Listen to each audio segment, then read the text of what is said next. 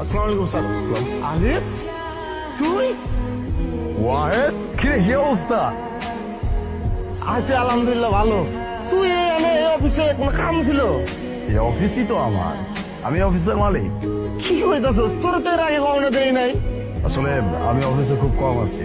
আমার তো অফিসের ব্রাঞ্চ দেশের বাইরেও আছে, ওইখানেই বেশি যাওয়া হয়। আর মাঝে মাঝে যদি কোনো ইম্পর্টেন্ট মিটিং থাকে তখন এখানে আসছি। কিন্তু তুই এইখানে কেন? আমি এই কোম্পানিতে চাকরি নিছি, দারোয়ানের চাকরি।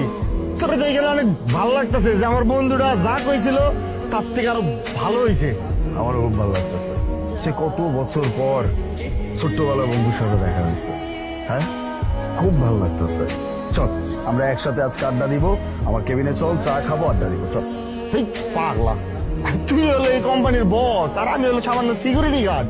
তোর লাগে যদি যা আমি তোর চেম্বারে চা খাই, আর যেগুলো এমপ্লয়ি আছে আর কি করবো ক, যে দারোয়ান চা খাইতেছে বসের লগে, কারোর কিছু করার দরকার নেই। আর হ শোন, তুই যেন কারোর পরিচয় দিবি না যে এই কোম্পানির দারোয়ান তোর বন্ধু। পরিচয় দিলে তো তোর মান সম্মান থাকবো না, তুই যেন কাউরে করবি না। আচ্ছা? কেন এমন কথা কেন বলতেছিস? তুই আমার বন্ধু, ছোট্টবেলার বন্ধু। বন্ধুর পরিচয় শুধুমাত্র